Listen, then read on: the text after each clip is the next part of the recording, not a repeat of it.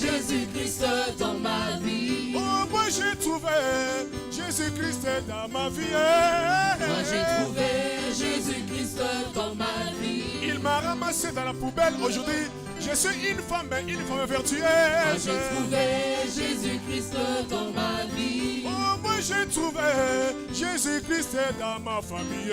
Moi j'ai trouvé Jésus-Christ dans ma vie. Oh, moi j'ai trouvé Jésus-Christ dans ma vie.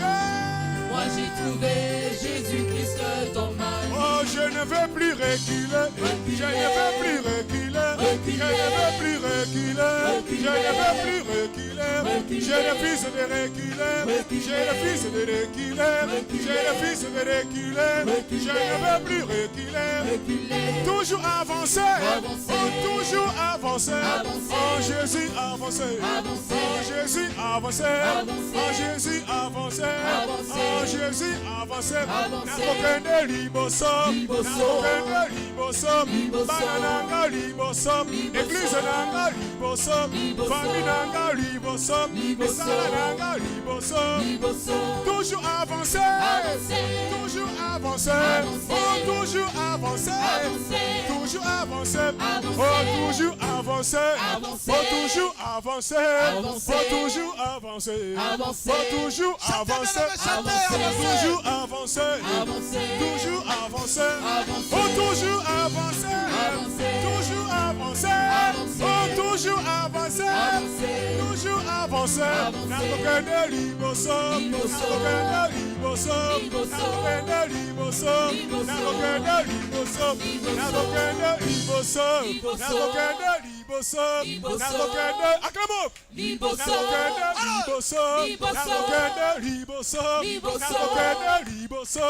Nakokende liboso. Liboso nanga liboso. Vous sonnez les cris de joie. Liboso. Voici nanga liboso. Toujours avancer. Toujours avancer. Toujours avancer. Toujours avancer. Oh, toujours avancer. Toujours avancer. Avancer. Nous acclamons notre Vous Dieu. sonnez les cris de joie. Acclamons le Seigneur bien-aimé. Alléluia. Amen. Est-ce que parmi nous, il y a quelqu'un qui peut dire 3 fois Jésus-Christ est Seigneur? Jésus-Christ est Seigneur. Jésus-Christ est Seigneur. Jésus-Christ est Seigneur. Où sont les cris de joie? Gloire à Dieu.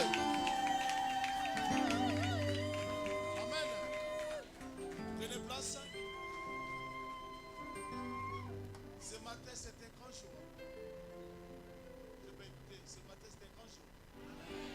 Alléluia. Alléluia. La gloire, c'est à l'éternel. Mais ce matin, il y a quelque chose qui va se passer. Alléluia. Alléluia. Je sais de quoi je parle. Amen. Je ne dois pas parler beaucoup parce que le pasteur Constant est là. Peut-être c'est lui qui va nous présenter. C'est lui qui va apporter la parole ce matin. Ça fait au moins des années, j'ai connu cet homme. Je sais quand il parle. Je sais comment est-ce que la grâce est dans sa vie. Mais ce n'est pas moi de le présenter. J'appelle l'homme de Dieu, le pasteur Constant.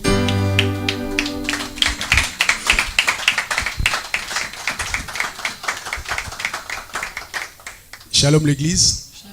Shalom le peuple de Dieu. Shalom. Nous vous saluons encore une fois de plus au nom puissant et glorieux de Jésus-Christ de Nazareth. Et aussi nous saluons aussi nos bien-aimés qui nous suivent dans le monde entier, sur les réseaux sociaux, sur notre chaîne EPV TV. Que Dieu vous bénisse dans vos maisons. Nous sommes ici à Paris, à Sévran, dans la banlieue parisienne. Que Dieu vous bénisse dans vos maisons.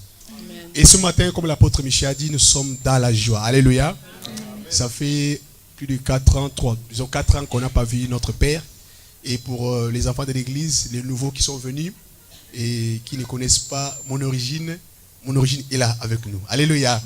Donc je suis vraiment dans la joie de pouvoir recevoir officiellement en France parce que il est le représentant légal des églises EPV. Comme vous voyez sur les écrans, c'est écrit EPV, donc Église Pentecôtiste de la Victoire. Donc nous sommes une grande communauté dans le monde. L'église mère se trouve à Kinshasa, précisément dans la commune de Njili. 47, nous avons des églises dans chaque commune de Kinshasa. Nous avons là-bas plus de 20 églises déjà. Donc nous sommes ici en France, nous sommes en Belgique, nous sommes aussi un peu partout dans le monde. Et quand on est parti à la conférence, papa nous a dit, je serai en France pour aussi voir mes fils et mes petits-fils. Alléluia. Donc ce matin, c'est une grande joie de pouvoir accueillir notre Père. Officiellement, je dis, papa, merci d'être venu en France. L'église est là, vos enfants sont là. Nous avons fait l'œuvre de Dieu et l'œuvre est là. Donc il est venu pour voir l'œuvre que nous faisons. Donc pour dire à l'église que nous ne sommes pas sortis du néant. Nous avons un Père qui nous a pris. Moi, ça fait 24 ans que je suis à côté de ces papas qui m'a formé. Et aussi, par la grâce de Dieu, il m'a oint d'huile d'onction et il m'a consacré pasteur dans la communauté EPV. Alléluia. Nous sommes une grande communauté et c'est pourquoi ce matin, nous sommes vraiment dans la joie de lui accueillir parmi nous. Et je crois que lui-même, il va aussi nous parler, il prend son temps parce que ça fait longtemps. Et comme il est avec nous, je crois qu'il va nous beaucoup encore enseigner. Alléluia.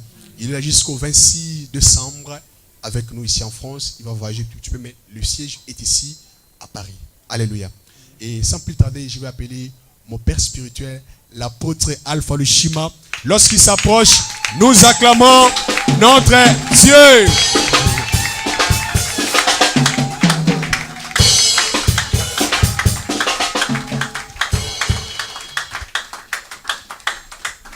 Alléluia. Je bénis Dieu pour ce moment qu'il a mis à part pour moi, afin que je puisse partager la parole de Dieu avec vous. Mais avant de commencer, j'aimerais d'abord vous dire bonjour. Et je voudrais vous transmettre les salutations qui viennent tout droit de notre église mère dans la commune de Njili, l'église pentecôtiste de la Victoire, dont moi je suis le pasteur principal. Amen.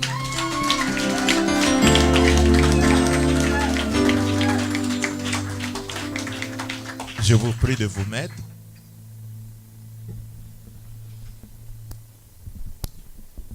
Je sais que prêcher en Europe n'est pas la même manière que de prêcher en RDC. C'est-à-dire quand vous devez prêcher en Europe, vous devez d'abord bien soigner votre langage, sinon vous risquez de scandaliser certaines personnes. Puisque nous sommes habitués à... Nous avons des principes, de nouveaux principes en nous. Et lorsqu'on les attaque, ça devient quelque chose de... Je ne sais pas, qui peut nous amener dans des réactions. Quand on m'a dit que je devais prêcher ici, j'ai vu dans ma tête qu'il y avait beaucoup de messages qui circulaient. Prêche-le sur ça, prêche ça, prêche ça. Mais en dernière minute, le Saint-Esprit m'a dit que je puisse vous parler clairement sur ce qu'on appelle le scandale. Je ne sais pas s'il y a quelqu'un parmi nous qui peut nous donner succinctement la définition du scandale, afin que nous puissions avancer. Vous connaissez mieux le français que moi, et je voudrais que quelqu'un nous dise ce qu'il entend par scandale. Scandale, c'est quoi? Il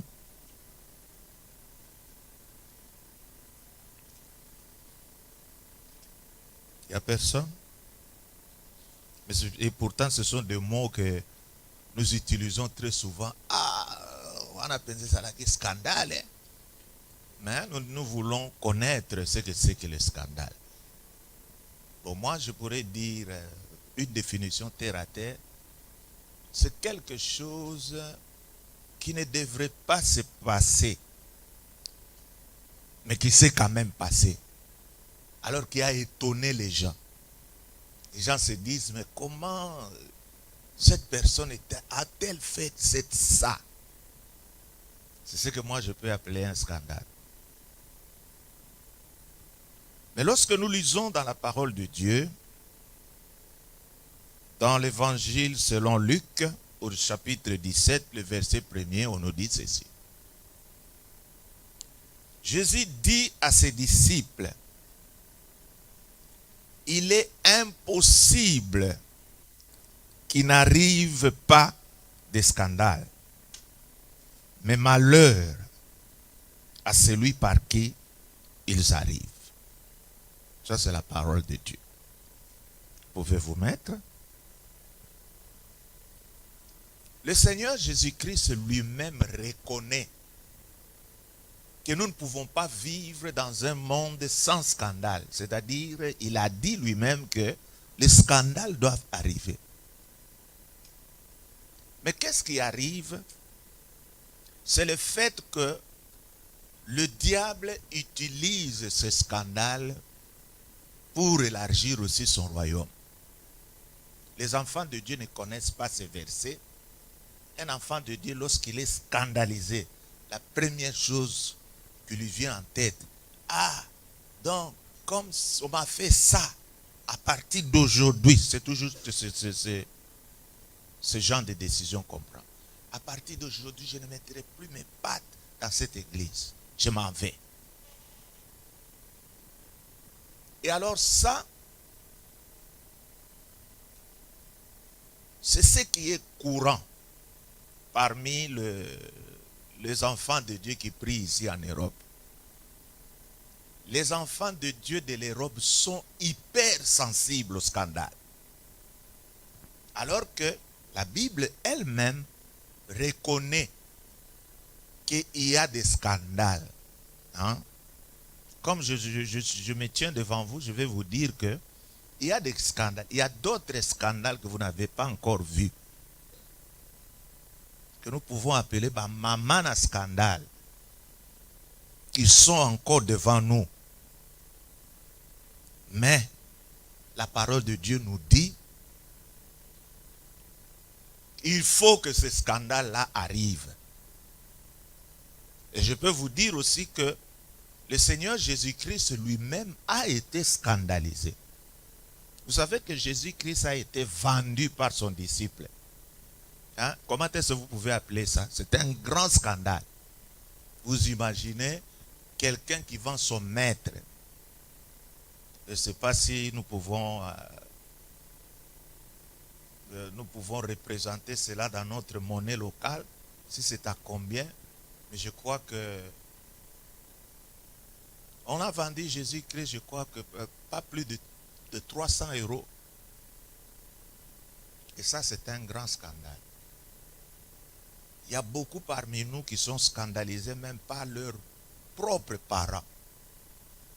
Votre père qui vient et qui vous dit, bon, à partir d'aujourd'hui, vous n'êtes plus mes enfants. Et il vous enlève dans son registre. Il dit à partir d'aujourd'hui, moi je ne vous reconnais pas comme mes enfants. Donc dans ce monde, c'est plein de scandales, plein de scandales, plein de scandales. Mais comment est-ce que nous pouvons réagir à ces scandales? Je voudrais d'abord vous dire que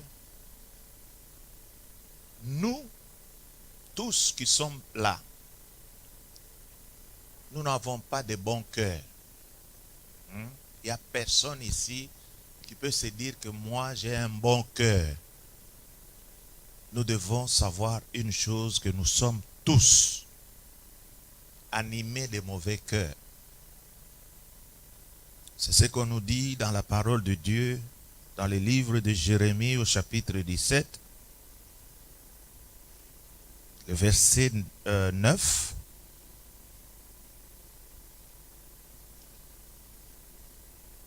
Le cœur est tortueux par-dessus tout et il est méchant. Qui peut le connaître? Même moi qui se tiens devant vous, je peux déclarer sans honte de vous dire que j'ai un mauvais cœur. Mon cœur n'est pas bon.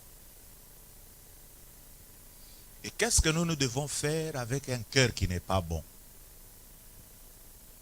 Dieu lui-même nous donne, nous dit à peu près ce que nous devons faire avec ce cœur qui n'est pas bon. Nous allons lire dans le livre de Proverbes,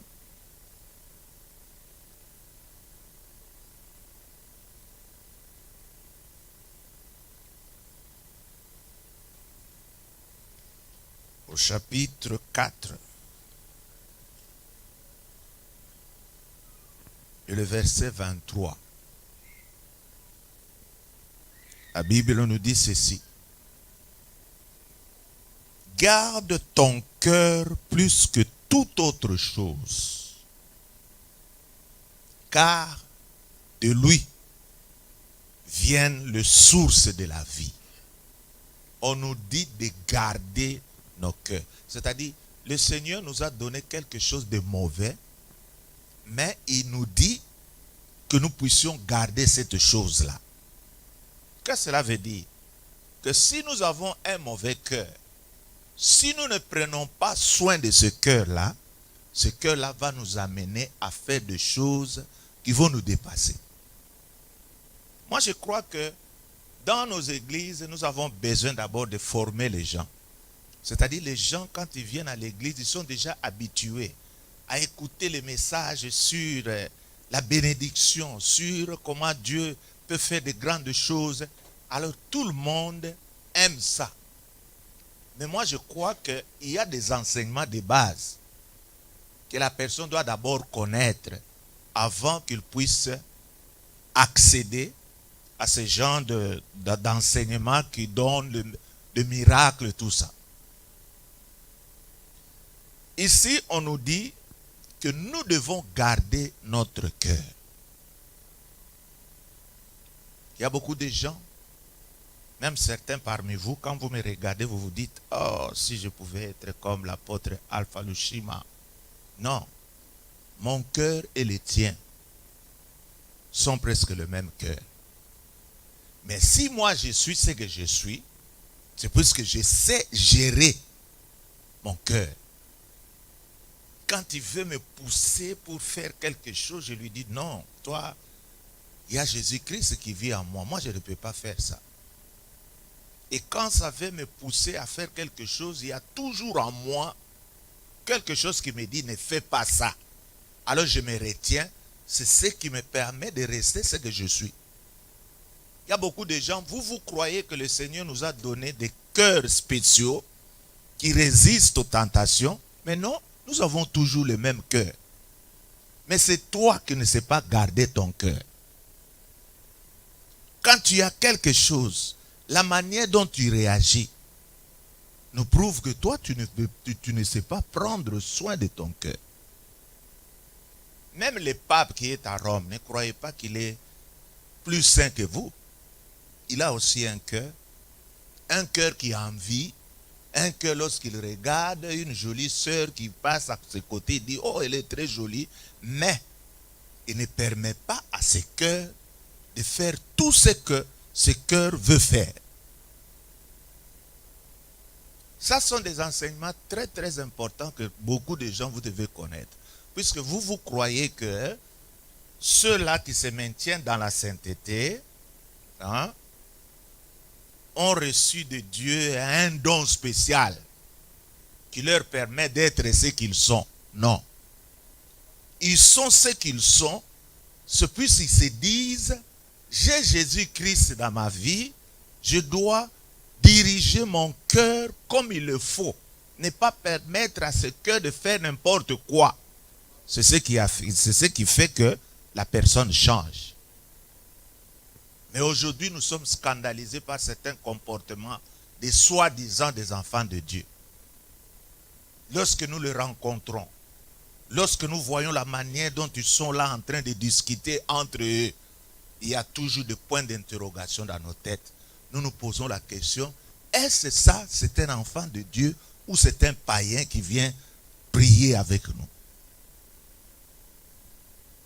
Alors, en Europe, je ne sais pas si on peut parler des chrétiens. En Europe, nous ne savons pas s'il y a possibilité de changer, d'être transformé. En Europe, il y a beaucoup de questions que nous nous posons. Nous sommes là chaque dimanche. Nous dansons, nous prions. Mais il y a une question qu'on peut se poser. Sommes-nous réellement les enfants de Dieu? Puisqu'il y en a même qui sont scandalisés par des petites choses. Il a eu un matanga vous n'êtes pas venu le voir, il quitte l'église. Vous ne trouvez pas que ça c'est trop banal, c'est trop bas. Moi j'avais deuil. Je n'ai vu personne de l'église. En tout cas, ça a toujours été après. En tout cas, il y a toujours quelque chose qui vient. Il y a une grande décision qu'on prend. En tout cas, moi, dans cette église, je ne remettrai plus mes pattes. Mais moi, je te pose la question. Qui gagne et qui perd? Et qui perd? Ah, l'église Nabino Kuna. Moi, je ne suis pas là. Je ne peux pas venir dans ces églises-là. Vous n'avez pas d'amour. Mais mon frère, ma soeur, je te dis que quand tu viens à l'église, ta relation ne dépend pas du pasteur. Tu viens à l'église pour écouter la parole de Dieu, mais tu as une relation avec ton Père céleste. Ce n'est pas puisqu'on t'a escroqué par quelqu'un de l'église que tu dois quitter cette église. L'église ne t'a rien fait. Mais si vous vous comportez comme ça, et sachez bien que Jésus-Christ, bientôt, il est en train de venir. Mais il va te trouver où? C'est pendant ce temps où nous sommes en train d'attendre l'arrivée de Jésus-Christ que chacun de nous doit se préparer pour que lorsqu'il vienne, qu'il vienne nous enlever. Ici, il y a de chrétiens ambulants. Il y en a qui sont passés dans plus de 10 églises. Mais je vais te dire, mon frère, ma soeur, arrête. Et là où tu es, reste là. Écoute la parole de Dieu. Grandis en ces lieux-là. Puisque bientôt, on ne veut pas te trouver dans ce vagabondage spirituel. Ça ne sert à rien. Il y a des gens, vous êtes en train d'aller chercher des miracles à gauche et à droite. Non. Les miracles, la personne qui peut créer les miracles, c'est qui? C'est toi.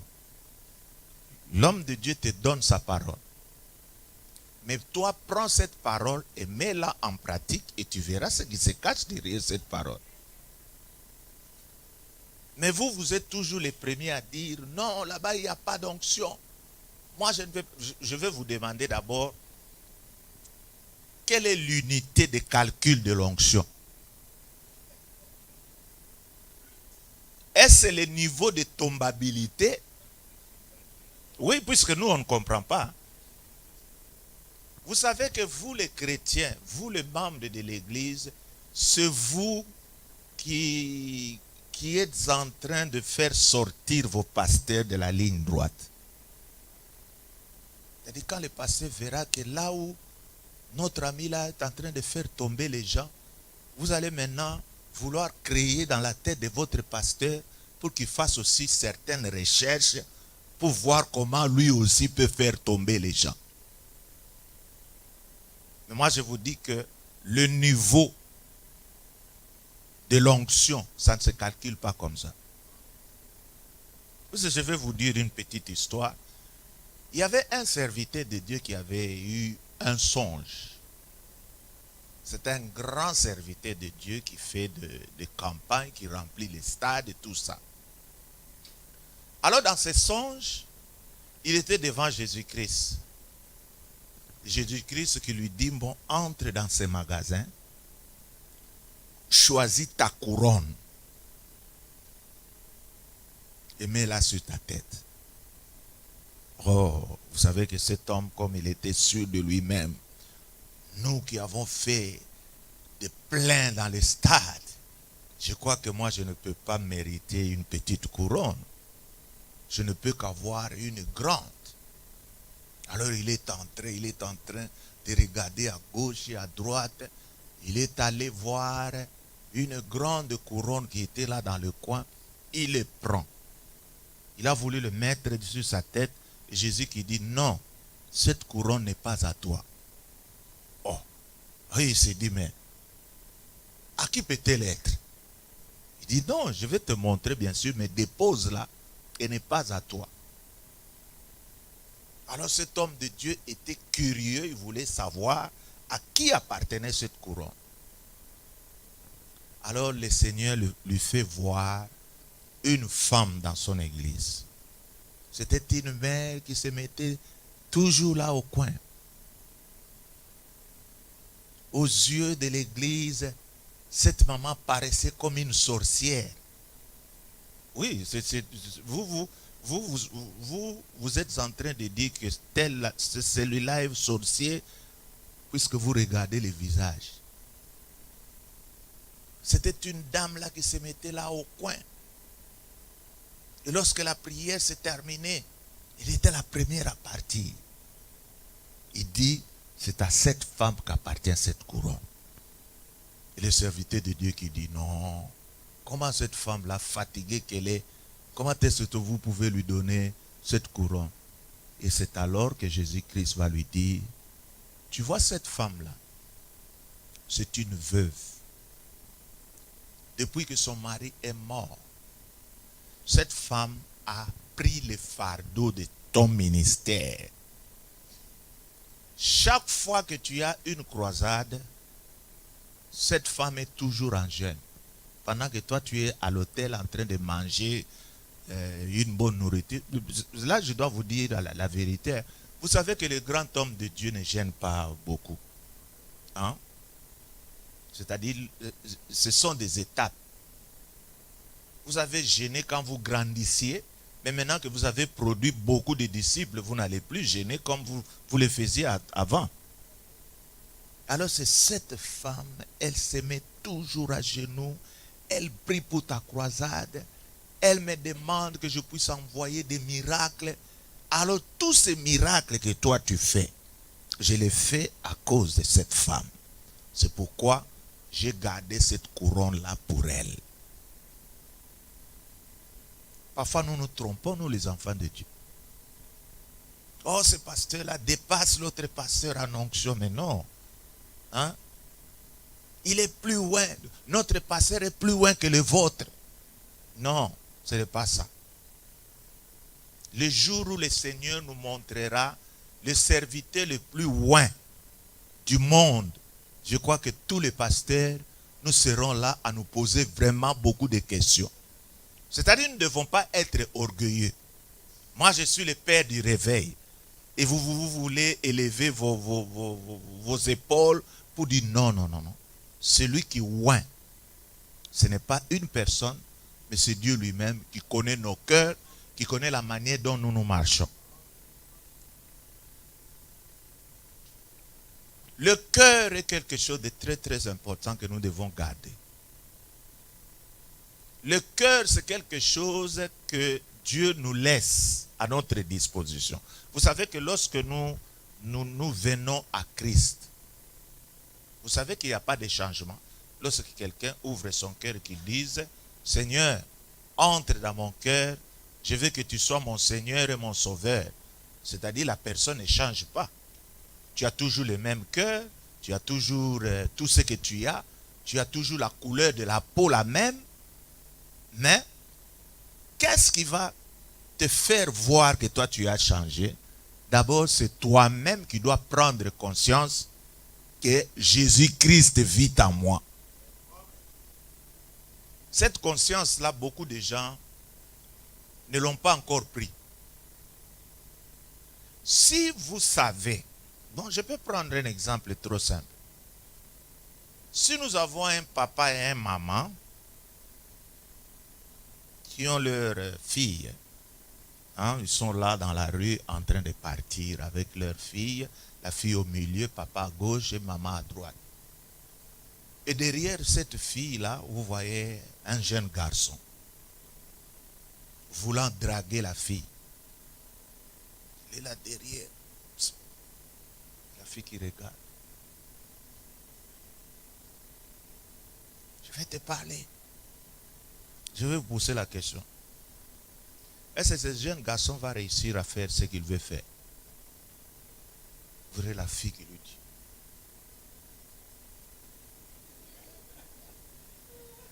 Ça parle, n'est-ce pas? Ça dit quoi? Mais tu ne vois pas papa et maman.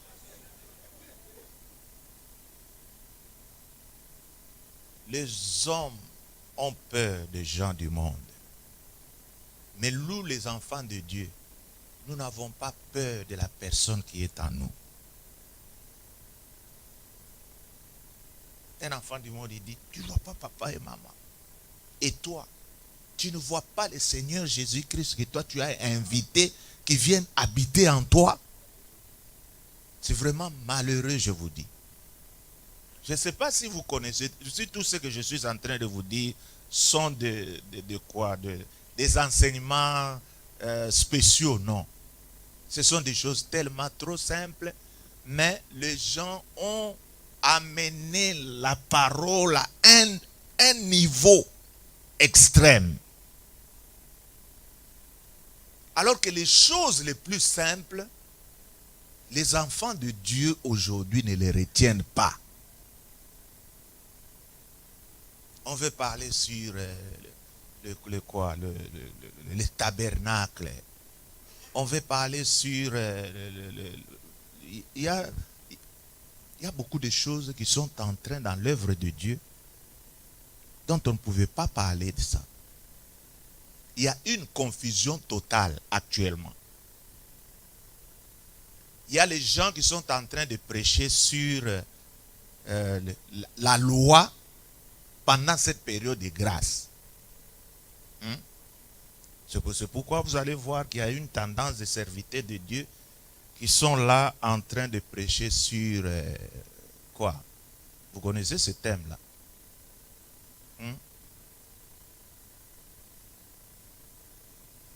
Le sacerdoce. Mais le sacerdoce, ce n'est pas notre message. Hein? Le sacerdoce, c'est le message de la loi. Et nous sommes dans quelle période? Ici, on ne prêche plus Jésus-Christ. On veut vous prêcher, lorsque vous êtes un serviteur de Dieu, il faut avoir une tenue sacerdotale, puisque dans cette tenue, il y a une puissance là qui peut se dégager. Non, nous, on n'est pas là. Jésus-Christ est passé et tout cela est resté en arrière. Nous avons Jésus-Christ. C'est-à-dire, nous avons le pardon en Jésus-Christ. Nous n'avons pas le pardon au travers certains serviteurs de Dieu par lesquels nous devons passer. Non. Dans notre temps, le lieu très saint est ouvert à tout le monde. C'est-à-dire, le pasteur doit montrer à tous ces gens que voilà, voici le chemin du lieu très saint. Si vous voulez que le Seigneur puisse vous parler, allez, entrez par ici, cherchez-le dans le lieu très saint et le Seigneur va vous parler. Vous savez qu'actuellement, nous ne sommes plus au temps de prophètes.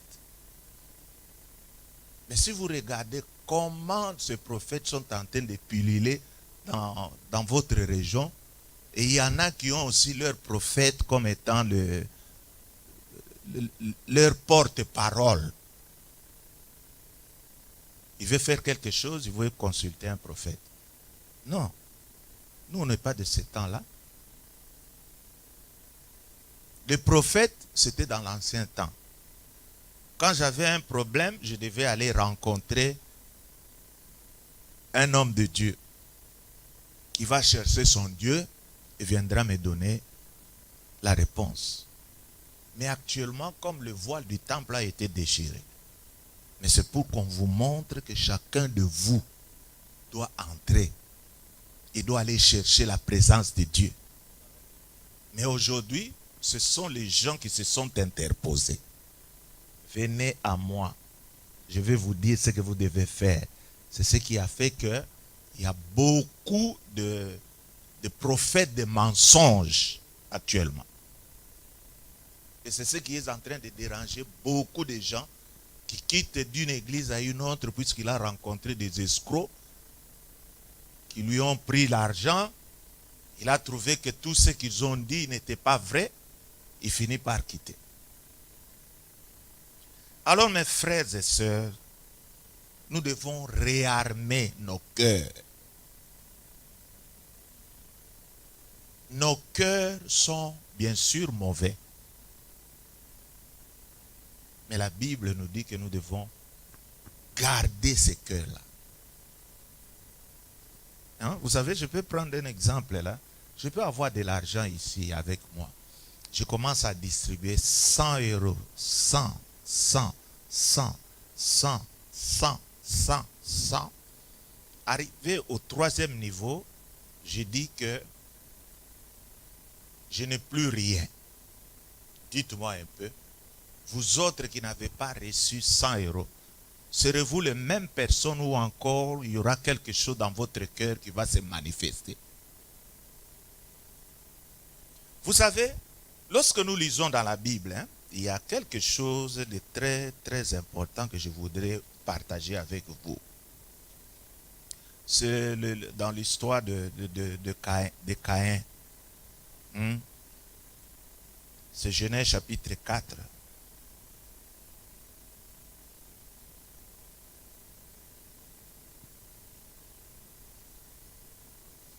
Le verset 6 nous dit ceci. Alors avant qu'on lise, je vais vous dire d'abord ce qu'a été l'ambiance dans laquelle vivaient Adam et Ève et Caïn et Abel. C'est-à-dire, nous pouvons dire qu'en ce moment, il n'y avait que 4 personnes sur cette surface de la terre. N'est-ce pas? Il y avait Adam, Ève, Caïn et Abel.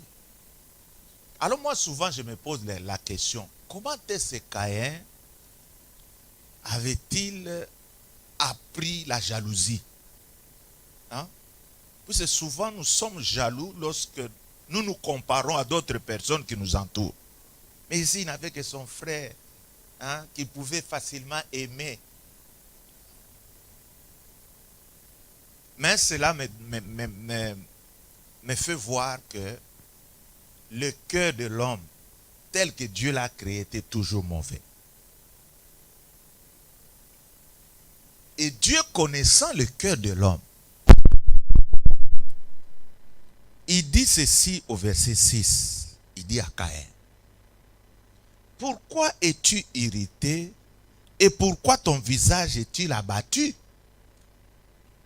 Certainement, si tu agis bien, tu relèveras ton visage. Mais si tu agis mal, les péchés se couchent à la porte et ses désirs se portent vers toi. Mais toi, domine sur lui. Ça, c'est l'homme qui a créé le cœur de l'homme. Il a regardé Caïn et lui dit, non, ça devient trop dangereux. Je dois l'avertir. Si je ne l'avertis pas, il finira par tomber dans les péchés. Vous savez que les mauvaises choses sont en nous déjà. Je n'avais pas noté ce verset puisque ça m'arrive maintenant. On nous dit que les mauvaises choses viennent de l'intérieur. Qu'est-ce que ça veut dire? Si je vous posais la question, dites-moi où se trouvent les péchés. Montrez-moi là où se trouvent les péchés. Vous ne savez pas? Oui, vous vous promenez avec le péché tous les jours. Mais maintenant, si vous ne gardez pas votre cœur, eh bien votre cœur va vous amener dans le péché, puisque le péché se trouve dans votre cœur. Mon frère, il ne faut pas croire que lorsque les gens se promènent, quand ils regardent des jolies femmes, tout ça, il y a quoi? Il y a cette envie. Je veux vous dire que cette envie est dans le cœur de tout homme. Puisque même certains qui font semblant, je ne vais pas regarder, mais le péché est toujours là. Mais le problème, il est où? Le péché est là, mais c'est toi qui vas dire à ton corps, toi, comme disent nos amis ivoiriens, toi, si tu es garçon, sors. Va rencontrer cette fille si vraiment tu es garçon. C'est ça. Nous avons tous le temps de résister. Même si vous vous enfermez dans votre maison, sachez que votre cœur est un cœur qui est dans les péchés. Il va toujours vouloir vous orienter. Mais tenez très fort. Ceux qui résisteront jusqu'au bout, ce sont ceux-là qui seront enlevés. Mais vous, des gens hypersensibles au scandale, vous n'avez pas votre place. C'est pourquoi je voudrais demander à tout celui qui me suit, même ceux-là qui me suivent de loin, écoutez, nous devons bien garder nos cœurs.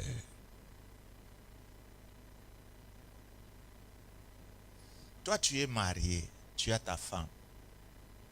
Mais cette idée-là de vouloir avoir encore une autre femme, elle est toujours dans ton cœur, n'est-ce pas? Mais il ne faut pas permettre à ce que cela puisse se faire. Tu es en train de créer beaucoup de problèmes. Une seule femme, c'est déjà un grand problème. Oui, je ne sais pas si vous le savez. Une seule femme, c'est déjà un grand problème. Mais vous voulez encore en rajouter une autre. Je ne sais pas comment est-ce que vous allez réussir. Vous êtes en train d'amoindrir la longueur de votre vie. Tous ces gens-là, ils meurent trop vite. Est-ce que vous savez que la longue vie, c'est un héritage de Dieu? Mais pourquoi les gens meurent-ils vite? C'est puisqu'ils ne savent pas gérer leur cœur.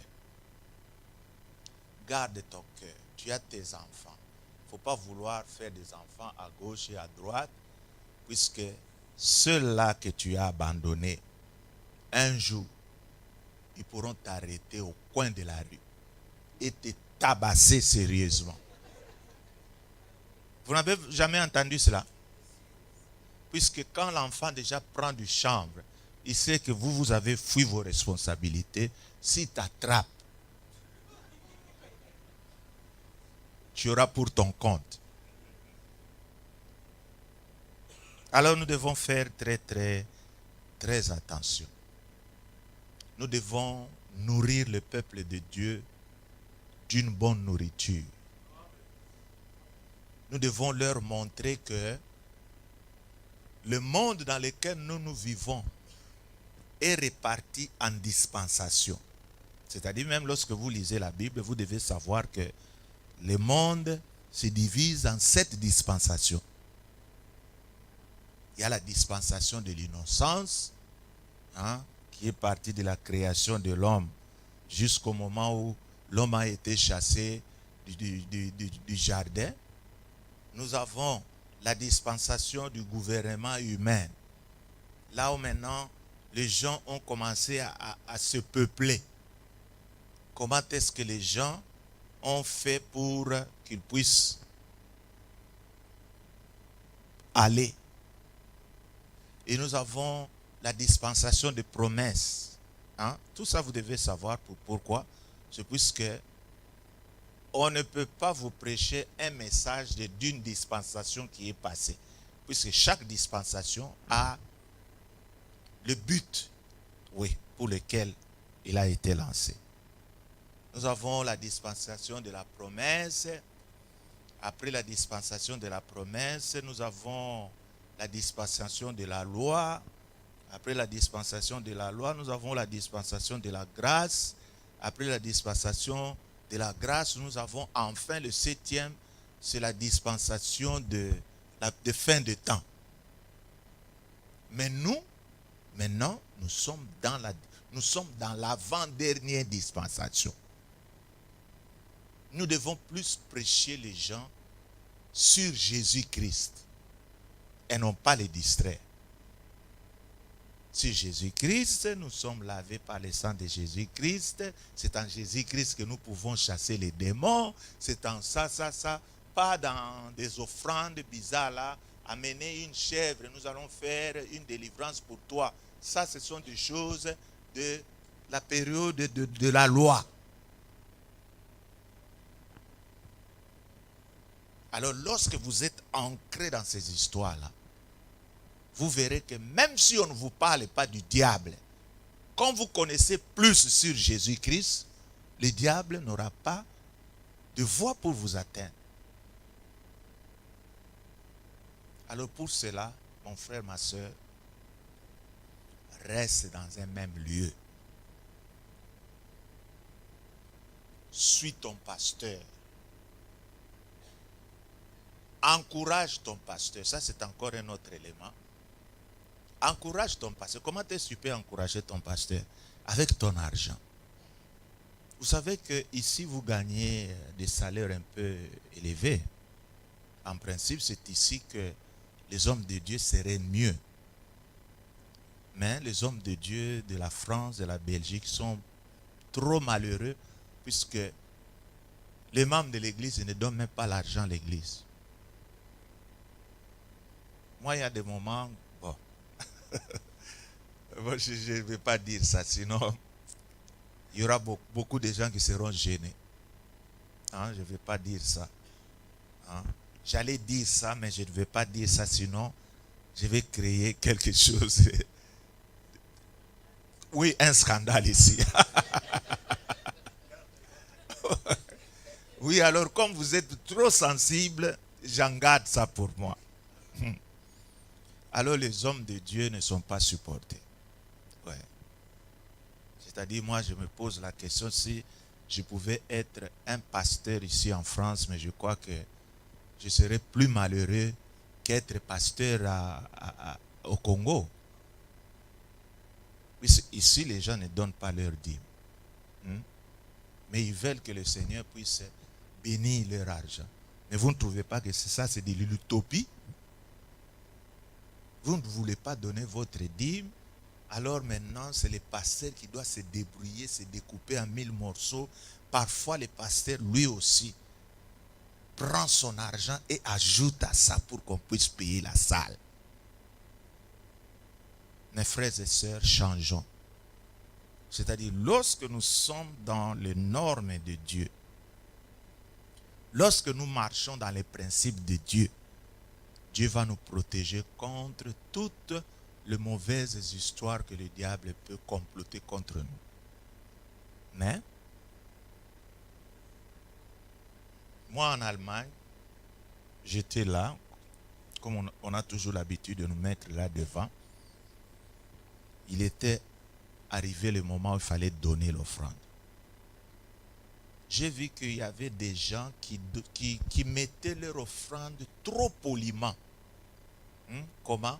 C'est-à-dire, ils faisaient rabaisser leurs mains jusque dans le fond du panier. Alors moi, je ne comprenais pas d'abord ça. C'est à la fin que j'ai compris que ces gens-là, s'ils déposent cet argent poliment, c'est puisqu'ils ne veulent pas que ça puisse faire du bruit. Ils les pincent comme ça, ils les déposent. Donc les billets pour eux, vous voyez une grande dame comme ça qui vient à l'église avec quelques pièces. Non. Vous devez vous préparer avant de venir à l'église. Vous préparez toute la semaine puisque vous savez que vous allez entrer dans la maison de Dieu. Eh bien, vous pouvez préparer votre offrande même pendant toute une semaine. Si vous la préparez pendant une semaine, vous croyez que vous pouvez venir ici 120 €? Non? Et ça, je suis en train de donner des exemples. Je sais que si aujourd'hui tu ne t'es pas préparé à ça, ne t'en occupe pas, mais prochainement, quand tu viens à l'église, tu viens donner. Tu ne donnes pas à l'homme de Dieu, mais tu donnes à ton Dieu. Si moi je venais chez toi, comme ce soir par exemple, on cause et à la fin je vais partir, qu'est-ce qui va arriver? Qu'est-ce que tu vas faire?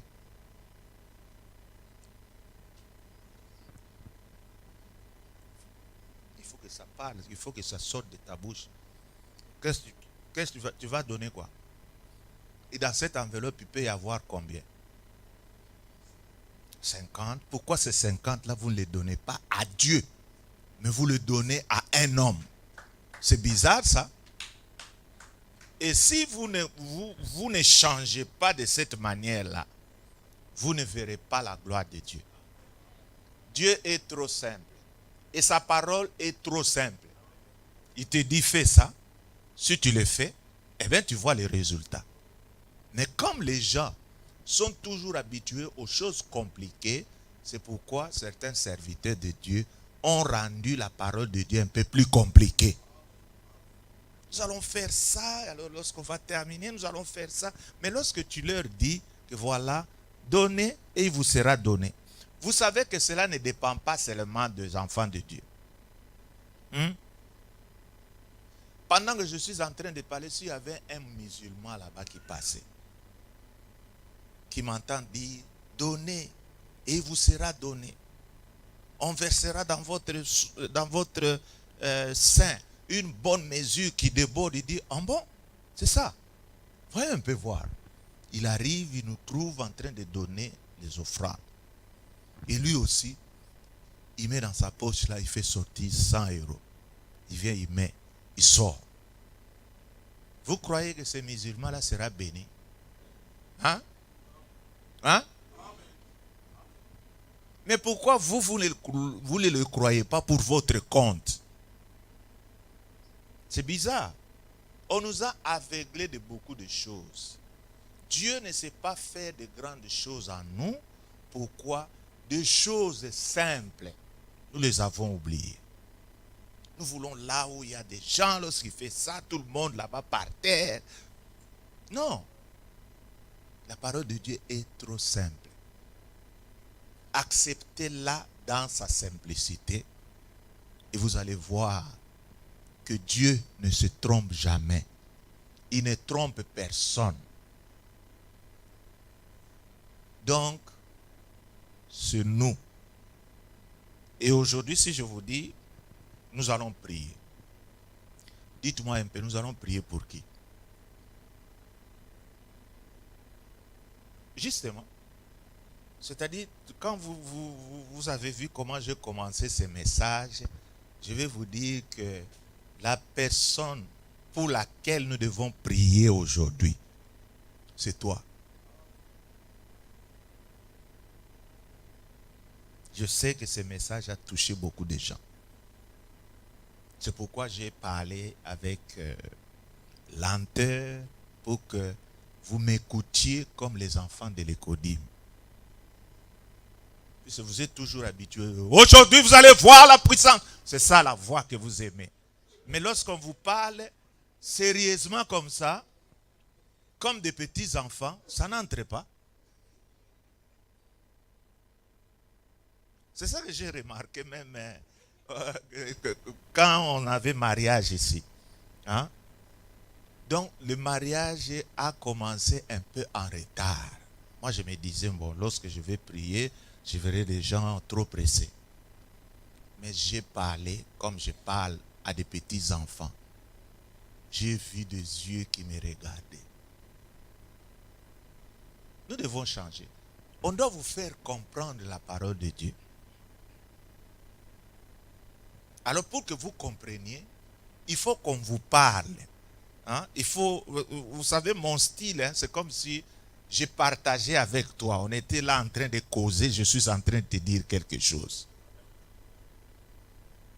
Et vous allez voir, lorsque vous allez rentrer, vous allez vous dire, ah, en tout cas que le Seigneur bénisse l'apôtre Alpha. Il m'a vraiment réveillé. Voilà comment je me comportais. Je ne me comportais pas comme il faut. À partir d'aujourd'hui, je vais changer. À partir d'aujourd'hui, je prends une décision. Je vais rester dans une église. À partir d'aujourd'hui, je ne serai jamais être scandalisé par n'importe qui. Moi, je suis dans cette église. C'est puisque je suis Jésus. Je ne suis pas d'autres frères. Faites vos bêtises. Moi, je ne suis pas dans vos bêtises là. Moi, c'est Jésus-Christ que je suis en train de regarder. Que vous venez me voir dans les matangas. Venez ou ne pas venir, ce n'est pas mon problème. Vous savez pourquoi les gens insistent que vous venez le voir dans les matangas? C'est puisque tout passe par l'argent. Et si je disais aujourd'hui, donc allez dans vos matangas, mais ne donnez pas l'argent, je crois que beaucoup parmi vous seront fâchés. Moi, si vous ne venez pas, si le Seigneur a permis qu'à Kinshasa, on a bien fait la chose, on a enterré mon père, patati et patata, tout s'est bien passé. Toi, que tu viennes ou que tu ne viennes pas, où est mon problème? Quand on va se voir, je vais te dire, oh, ah non, je ne savais pas. Oh non, c'est passé. Mais toi, tu veux en faire un grand problème. Mes chers Congolais, réveillez-vous. Nous avons fait la honte de l'évangile. Ce n'est pas que les Congolais sont de mauvais pasteurs, non. Nous sommes un peuple qui est facilement touché par la parole de Dieu. Nous avons beaucoup de serviteurs de Dieu, c'est quelque chose qui est bien. Mais nous voulons avoir des serviteurs de Dieu qui sont courtois, qui prêchent leur message comme il faut, et alors ça serait quelque chose de bien. Mais nous devons d'abord, nous, changer. Vous savez que se battre dans une église, ce n'est pas si difficile chez les Congolais. Il y a des gens qui peuvent se coller au cou, vouloir se donner des coups dans une église. Alors que c'est une maison qui est sacrée. Revenons sur nous-mêmes. Sinon, ça sera malheureux après avoir passé beaucoup de temps. Parfois, après avoir prêché à d'autres personnes. Nous qui leur avons prêché, nous restons, et eux qui ont reçu la parole à travers notre bouche, partir. Ce n'est pas normal. Que nous qui sommes élevés dans la parole de Dieu, que nous demeurions toujours élevés. Et vous verrez qu'il y aura beaucoup de grandes choses qui vont se passer. Donc, le scandale, c'est une ruse du diable. Le diable sait que pour vous avoir, il faut qu'il attaque les gens en qui vous avez confiance. Vous savez, dans cette église, qui sont ceux-là qui peuvent facilement recevoir des attaques du diable? Tous ces frères qu'on a élevés en dignité ici. Un modérateur, un pasteur. Hein? Mais lorsque le scandale va arriver, quel sera votre comportement? Je crois que tu seras la première à aller dire aux gens, hein?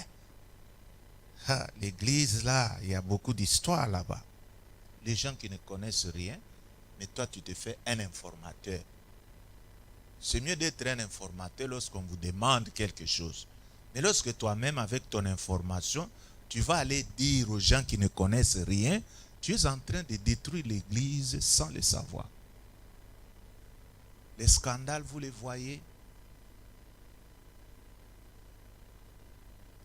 Je vais un peu vous dire ceci. Quand vous marchez ici en France, et qu'au coin de la rue, vous voyez un couple. Un jeune couple, deux jeunes personnes là,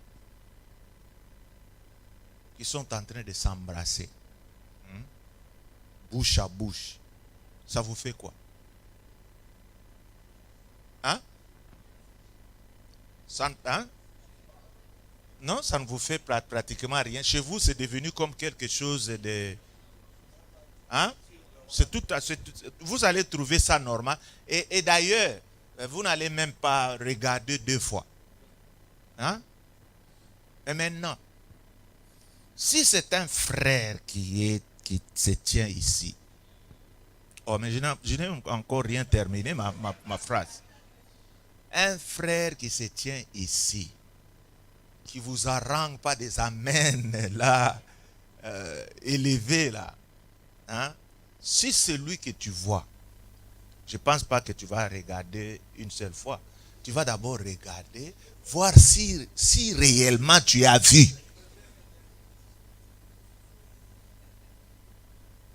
Tu peux contourner pour voir réellement si c'est la personne.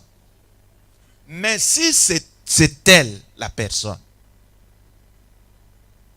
qu'est-ce qui va arriver? Et qu'est-ce que toi tu vas faire? Hein? Tu commences tu prends les numéros de téléphone. Ce jour-là, tu vas téléphoner plus de, je ne sais pas, plus de 100 personnes. Tu prends la photo et tu la lances dans Facebook. Vous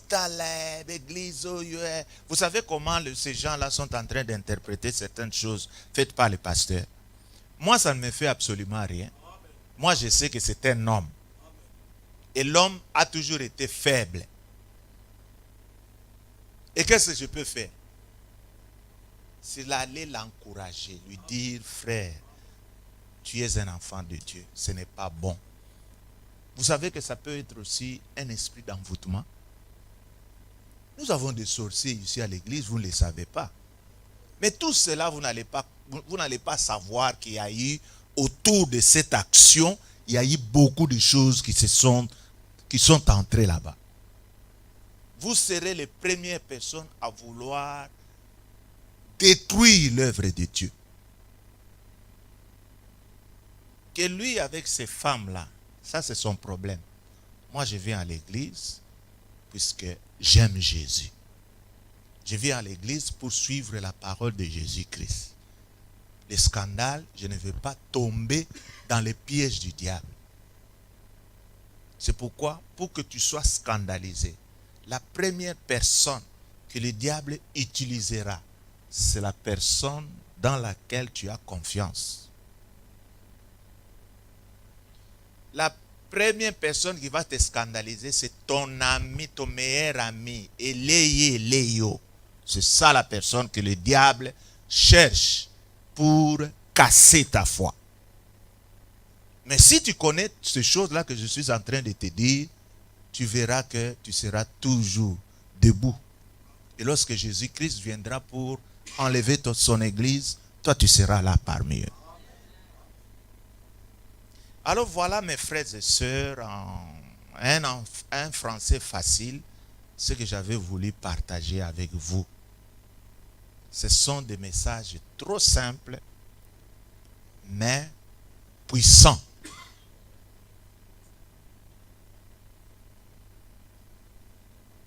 Alors j'aimerais que nous puissions courber nos têtes.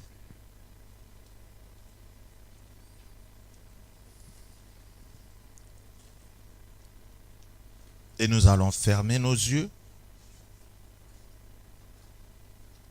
Et je demanderai à quiconque serait touché par ce message